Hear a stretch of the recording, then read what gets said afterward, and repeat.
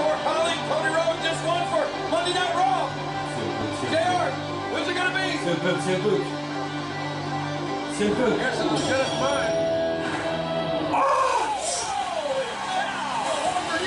And that is, I'm not too happy about it. I know that much. And there he is with the Money in the Bank briefcase.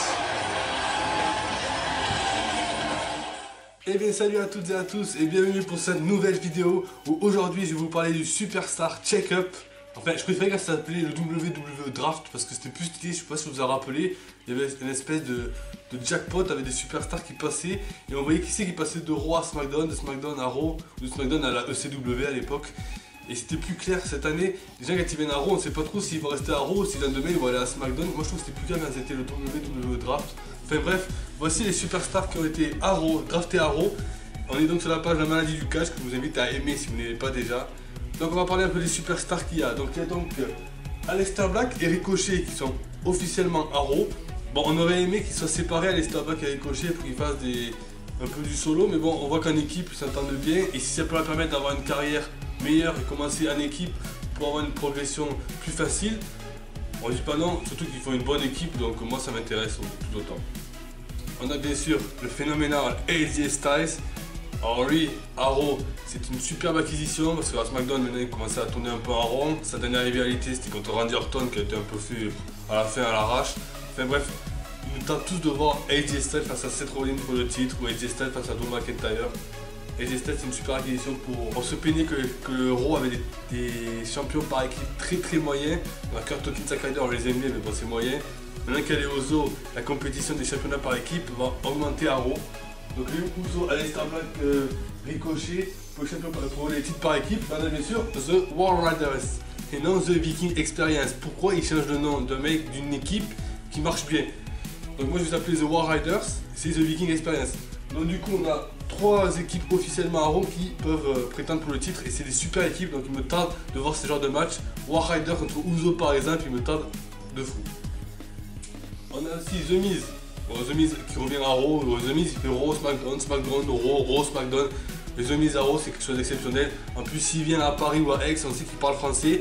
Moi j'ai toujours vu un I parler français, il est toujours là en train de chambrer un peu les Français. Là s'il est fait, ça me tente de voir ce qu'il va dire à Paris ou à Aix. On a Andrade et Rey Mysterio.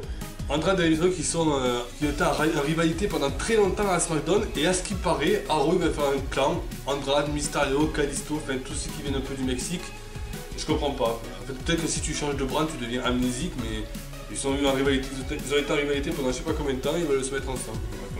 Enfin bref, Andrade il me tente de le voir aussi pour les titres. Le titre des États-Unis parce que là il est pas là officiellement.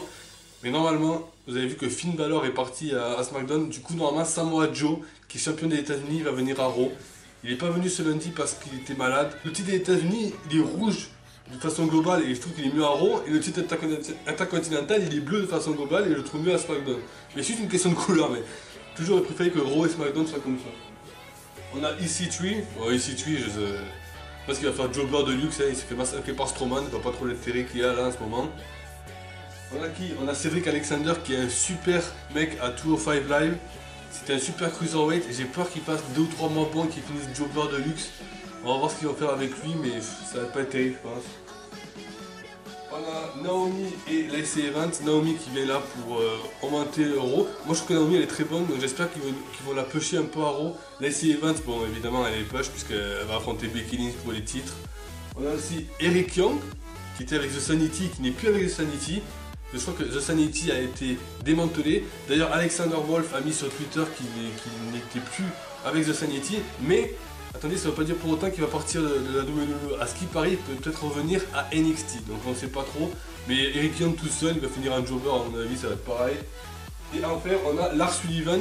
Mais Lars Sullivan, je vais en reparler après, puisqu'il dit qu'il a été drafté à SmackDown et il dit qu'il a été drafté à Raw. Donc peut-être qu'il fait les deux choses, je sais pas. Mais moi, Lars Sullivan, alors, sa gueule, j'aime bien, sa musique, j'aime bien. Mais après, il n'y a pas trop de réaction pour lui et même quand il fait des prises sur des catcheurs, j'ai l'impression qu'il a du mal à les porter. Je sais pas si c'est vrai ou pas, mais c'est un big man qui a pas trop de force.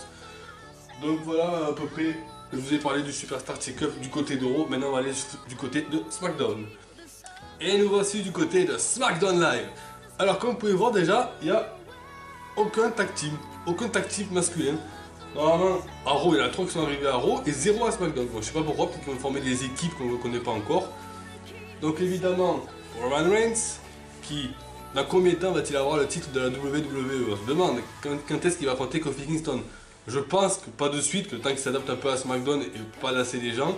On va dire que peut-être qu'il va rentrer en rivalité avec Elias ou alors avec Vince, mais pas Vince directement, mais comme il a attaqué Vince, peut-être que Vince va l'empêcher d'aller vers le titre directement, on va voir ça. Du coup, voilà, Roman Reigns. Et SmackDown a pris de Roman Reigns puisqu'ils vont passer sur la chaîne Fox et que la chaîne Fox a dit qu'ils voulaient des superstars de haut niveau, donc du coup c'est pour ça que Roman Reigns est passé à SmackDown.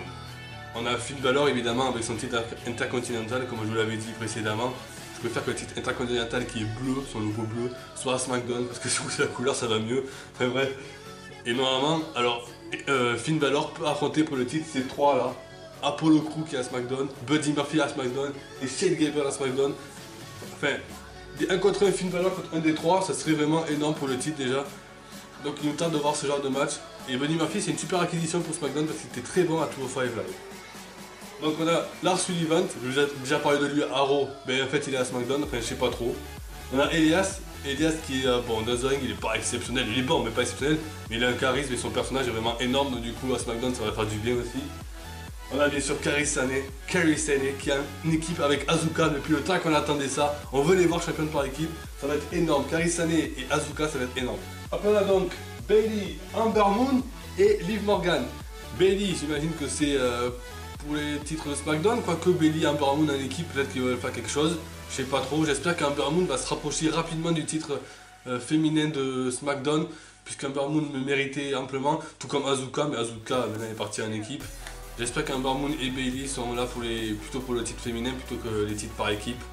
Et Liv Morgan, je sais pas du tout pourquoi elle est là, elle est toute seule, elle n'est plus avec le Riot Squad. Enfin, c'est pas plus mal, mais j'espère qu'elle va pas jobber. Enfin, à mon avis, elle va jobber et risque de pas rester longtemps là. Enfin, je sais pas trop. C'est un peu chaud pour Liv Morgan. Enfin bref, voici les superstars qui ont été à SmackDown. Et on a aussi Mickie James qui est là pour l'expérience et qui sont là aussi pour le titre de la WWE.